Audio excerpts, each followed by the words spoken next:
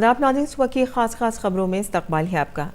वज़ीर आज़म नरेंद्र मोदी आज अपने पार्लिमानी हल्के वाराणसी का एक रोज़ा दौरा कर रहे हैं, जहां वो 30 से ज़्यादा मंसूबों को कौम के नाम वफ़ करेंगे। इन मंसूबों में काशी हिंदू यूनिवर्सिटी में 430 बिस्तरों पर मुश्तमिल सुपर स्पेशलिटी सरकारी अस्पताल और 70 बिस्तरों पर मुश्तमिल दिमागी इलाज वाला अस्पताल शामिल है। वज़ीर आज़म श्री जगत गुरु विश्व आरोग्य गुरुकुल की सदी तकरीब के ख़तामी प्रोग्राम में भी हिस्सा लेंगे। वो श्री सिद्धांत शिखामणि ग्रंथ के 19 ज़बानों में तर्जुमे और उसके मोबाइल ऐप को भी लॉन्च करेंगे। वज़ीर आज़म पंडित दीनदयाल उपाध्याय के 63 फुट लंबे मुजस्मे की नकाबकुशाई भी करेंगे। वज़ीर आज़म वीडियो लिंक के जरिए IRCTC की महाकाल एक्सप्रेस ट्रेन रवाना करेंगे। इसके अलावा वज़ीर आज़म नरेंद्र मोदी आज वहां काशी एक रूप अनेक नुमाइश का भी फिदा करेंगे। वज़ीर आज़म श्री सिद्धांत सुखमणि ग्रंथ के 19 ज़बानों में तर्जुमे की रुनुमाई भी करेंगे।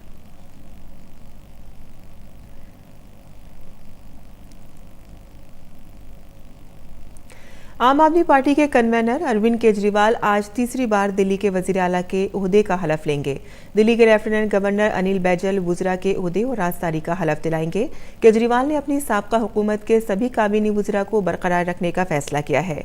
वाज़ेह रहे कि आम आदमी पार्टी ने हालिया असेंबली इंतखाबात में दिल्ली की 70 में से 62 सीटें जीती हैं।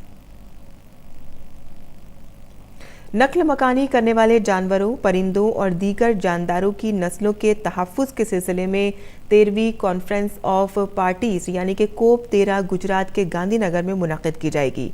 17 फरवरी से 22 फरवरी तक जारी रहने वाली कॉन्फ्रेंस COP 13 में दुनिया के कई मुल्कों के नुमाइंदे शिरकत करेंगे और तेज़ी से मादूम हो रही नस्लों के तहफ़्फ़ुज़ के बारे में तबादला ख्याल करेंगे। वज़ीर आज़म नरेंद्र मोदी 17 फरवरी को कॉन्फ्रेंसिंग के जरिए COP 13 का इफ्तिताह करेंगे। इसके साथ ही मुतअद्दिद मुल्की और बैनुल-अक़वामी तंजीमें जंगली जानवरों के तहफ़्फ़ुज़ के बेहतरीन तरीक़ों से मुतालिक एक नुमाइश का इनेकाद करेंगी। 22 फरवरी को प्रोग्राम का ख़त्म होगा। 16 तारीख को प्री कॉप मीटिंग का इनेकाद भी किया जाएगा। कर्नाटक के उडुपी जिले में कल एक बस सड़क के किनारे पत्थर के सुतून से टकरा गई, जिससे 9 लोगों की मौत हो गई और कई दीगर जख्मी हो गए। बस पर 35 अफराद सवार थे। मैसूर की एक निजी कंपनी अपने मुलाजिमीन को पिकनिक पर ले जा रही थी, तभी करकला के नज़दीक यह हादसा हुआ।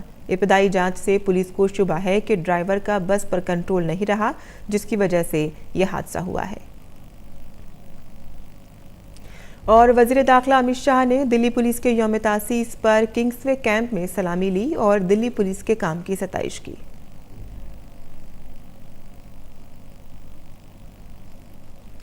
जापान के भारतीय सिफारत खाने ने बताया है कि जापान के एक जहाज़ में सवार कोरोना वायरस से मुतासिर 3 भारतीय शहरियों की सेहत में बेहतरी आई है और जहाज़ पर सवार किसी दीगर भारतीय के मुतासिर होने का कोई नया मामला सामने नहीं आया है।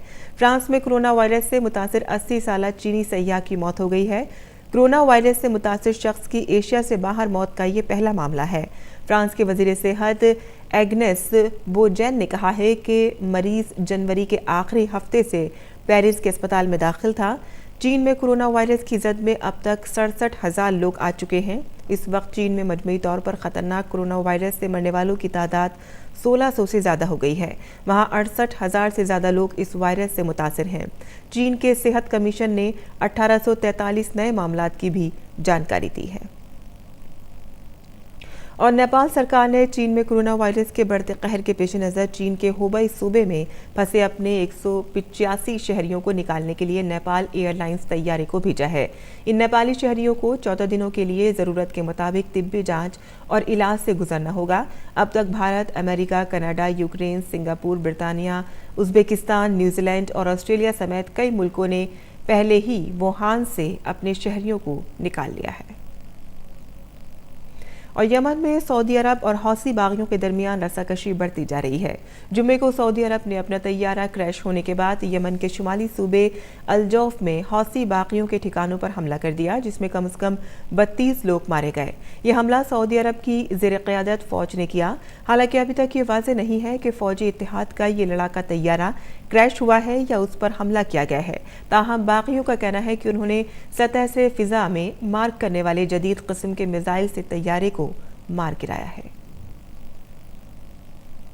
इस वक्त की खास खबरों में फिलहाल इतना ही, इजाज़त दीजिए।